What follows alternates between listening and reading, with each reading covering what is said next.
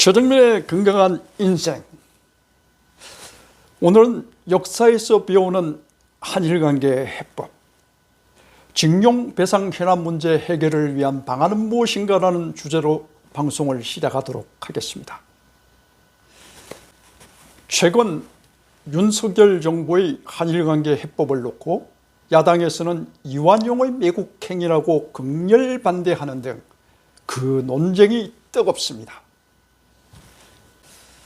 2011년 위안부 문제가 본격적으로 점화된 데 이어 악화 일로를 걸어온 한일관계, 문재인 정부의 위안부 합의 번복과 강제징용 대상자들에 대한 배상 판결, 아베 신조 내각 측의 한국경제 제재 조치로 인해 문재인 정부 시절 내내 한일관계는 최악에 달했고 2019년에는 한일 무역 분쟁까지 발생하면서 긴장관계에 놓이게 되었습니다.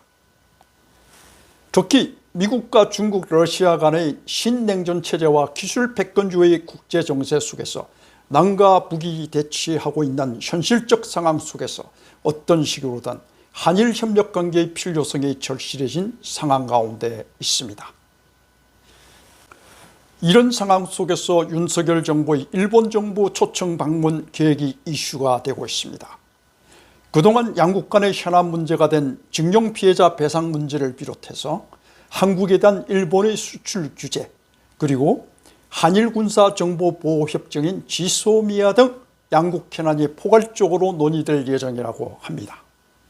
그동안 한일 관계를 경색하게 만들었던 관계에 개선의 조짐을 보이고 있는 것은 2018년 우리나라 대법원이 확정 판결한 바 있던 미쓰비시 중공업과 일본 제철은 강제징용으로 인한 원고 피해자들에게 판결금과 지연 이자를 지급하라는 판결과 관련해서 소송 당사자인 미쓰비시 중공업과 일본 제철 대신 민간 기업이 자발적으로 조성하는 기부금으로 변제하는 방식, 즉 제3자 변제 방식으로 구상하는 것을 해법으로 한국 정부가 발표함으로써 일본과의 미래지향적 한일관계를 모색하는 데서 시작하고 있습니다.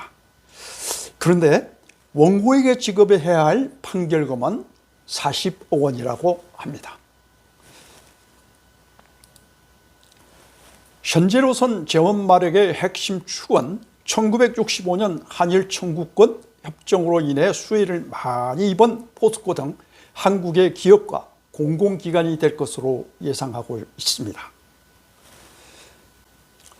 정부 여당의 이러한 해법을 놓고 경제단체에서는 지지 성명을 내는 등 화답을 보이고 있는 반면 야당에서는 이완용의 매국행위와 같은 굴종 외교라는 반응을 보이고 있습니다.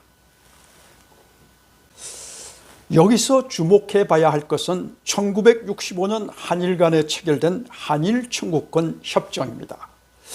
대법원의 확정 판결이 국내법에 의한 것이라면 한일 청구권 협정은 국제법에 근거한 것이기 때문입니다. 한일 청구권 협정은 대한민국과 일본 간에 체결된 조약으로 1965년 6월 22일에 서명되고 65년 8월 15일부터 시행된 것인데 일제강점기에 일본의 식민지로 지배당했던 대한민국에 대한 보상 문제를 해결하기 위해 체결된 것이었습니다. 이 조약은 한마디로 우리가 저지른 만행에 대한 대가로 8천만 불을 줄게, 일본에 대한 청구권은 없는 것으로 한다, 이 돈으로 일본하고 잘 협력해서 경제발전을 위해서 사용하세요라는 것이었습니다.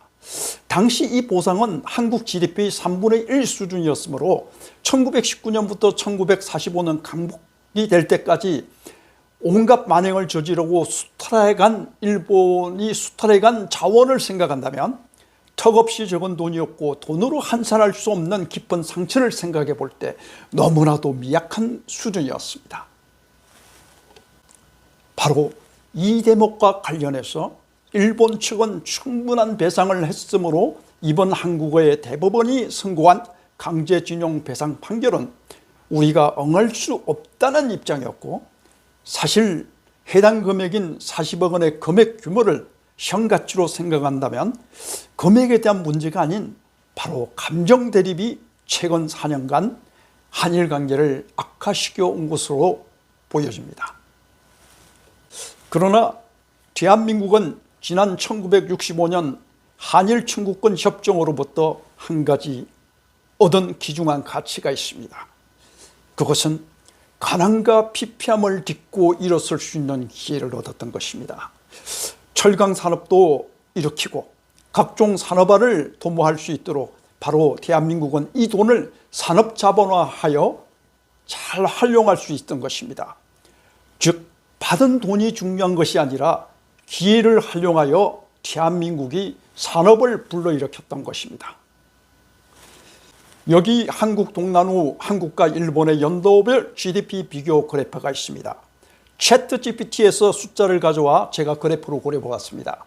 한국 동란 직후인 1960년 한국의 GDP는 23억 불에 불과한 반면 일본은 한국 전쟁의 수혜를 입어 벌써 4,100억 불에 달한 무려 4,100억 불에 달한 경제 규모로 발전한 상태였습니다. 이런 경제적 상황의 배경을 깔고 1965년 한국과 일본은 한일 청구권 협정을 체결하게 되었던 것입니다. 이렇게 일본에 대한 폐쇄적 정책에서 개방화 정책으로 전환한 이후 대한민국은 산업 불모지에서 철강 산업도 시작하고 조선 산업도 시작하는 등 비약적인 산업 발전을 하게 되었고 이제 2020년 기준으로 국내 총생산 1조 6,300억 달러라는 세계 10위 이상을 구축할 수 있었던 것입니다. 이제는 일본과 비교해도 1965년 292배의 격차에서 이제는 3배 격차로 따라잡게 되었습니다. 이 그래프는 2022년 한국과의 주요국 수출입 현황입니다. 아직도 일본은 우리나라와 4대 주요 수출입 상대국의 지위를 점하고 있습니다. 자유교육을 통해서 경쟁력 있는 제품을 상호 교육함으로써 지속적으로 산업을 고도화시켜 나가야 하는 현실 속에 있습니다. 특히나 미국이나 유럽의 반도체나 배터리 분야에서 기술 패권주의화 해가고 있는 산업구조 하에서 이는 더욱 절실해지고 있는 상황인 것입니다. 1592년 임진왜란으로 돌아가겠습니다. 이 임진왜란을 계기로 중국에서는 왕조의 교체가 이루어졌고 일본에서는 정권의 교체가 이루어졌음에도 한반도에서는 조선 왕조 체제가 더욱 강화되고 체제 유지를 위해 보수적인 사상교육이나 이루어짐으로써 건대화 사회를 준비하지 못했습니다. 다시금 일본의 식민지라는 아픔을 경험해야 했던 역사적 현실을 우리는 직시해야 합니다. 이제는 프레임을 친일이냐 국수파냐의 관점이 아닌 개방발전이냐 쇄국이냐의 프레임 전환이 필요한 시점에 서 있습니다.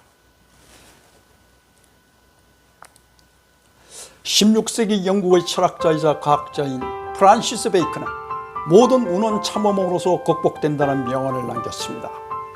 이 말은 운명적인 역경이나 고통에 처한 상황 속에서도 인내와 굳건한 위지를 가지고 참고 이겨나가면 언젠가는 극복될 수 있다는 믿음을 나타냅니다.